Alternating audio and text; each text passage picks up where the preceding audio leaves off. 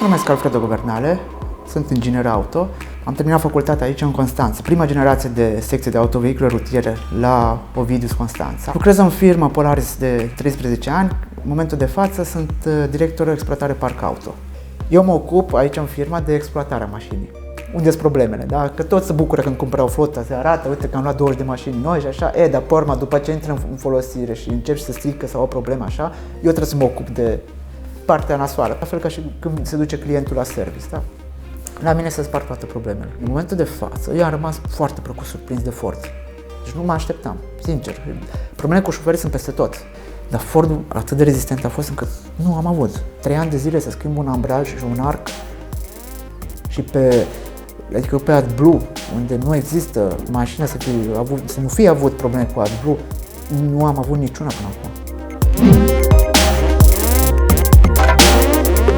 Lucrăm în Constanța, în Mangalia, cu toate stațiunile, Olimp, Neptun, Saturn, Venus, Jupiter, în Avodari, Târgu Jiu, la Alba Iulia, la Slobozia, județul Telorman și județul Timiș, până la Groapa de Gunoi din Timișoara. În momentul de față avem circa 200 de autospeciale active pe șosea zilnic. În momentul ăsta noi distribuim circa 1 milion de persoane.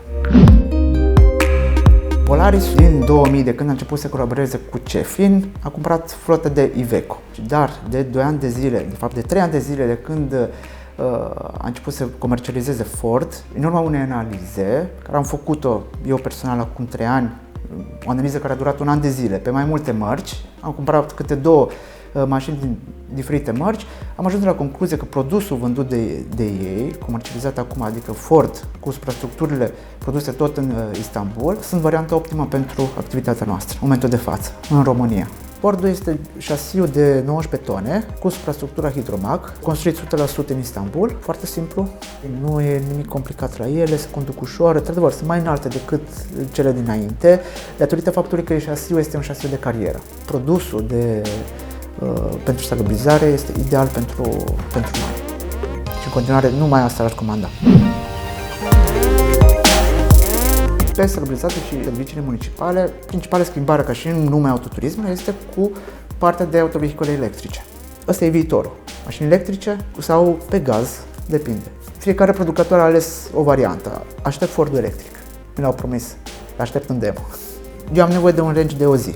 Restul până le pun la încărcat, nu trebuie mai mult. Nu am deplasări de făcut decât maxim 20-30 de kilometri, care e distanța cea mai mare până la depozit. Am fost tehnician Audi. Primul job l-am avut în reprezentanță de autoturisme. Am terminat facultatea, m-am dus la reprezentanța respectivă și am zis, vreau să lucrez. Păi, dar bun, am văzut niște inginer, nu am post, am doar un post la magazin. Nu nimic. Mă aduc aminte și acum, prima mea zi de muncă, am îmbrăcat la costum gri deschis, cămașă albă, cravată, la o magazie unde era un praf, m-am făcut un negru din cap până în picioare. Am început de la magazie, dădeam piese în atelier, de la magazie în 2-3 luni am trecut de la recepție la clienți, unde am stat 6 luni la recepție la clienți, foarte greu. E partea cea mai grea, trebuie să mulțumești, că întotdeauna este, și la service e greu.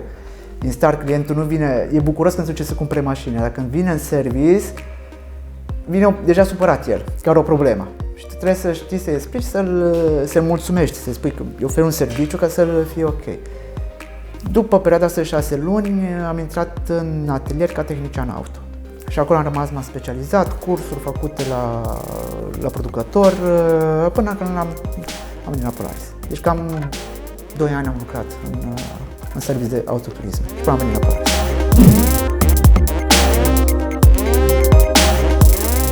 Din păcate, mai lipsește încă în România un pic de conștientizare la populație. Trebuie un pic românii să păstreze mai mult curățenie. Dacă ar păstra fiecare dintre noi mai mult curățenie în spatele, că după ce trecem noi să ne lăsăm cât se poate de curat în spatele nostru, s-ar schimba 99% situația.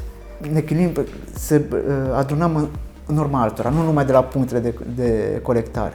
Asta este o muncă care o facem noi tot timpul, să adunăm, să păstrăm cât se poate de mult. Dar de multe ori s-a dovedit că muncim în zadar pentru că a doua zi sunt la fel mormane aruncate la marginea drumului. Trebuie lucrat foarte mult cu populația, trebuie conștientizată populația. Dacă este tot organizat, treaba merge mai simplu. E mult mai ușor. Știm unde trebuie să mergem să luăm, rămâne mult mai curat. Lumea e și mai mulțumită, că vede. Dar lumea trebuie să înțeleagă și curățenia asta trebuie să pornească de la ei. Noi facem curat, da, adunăm, dar ei trebuie să și păstreze curățenia în urma noastră.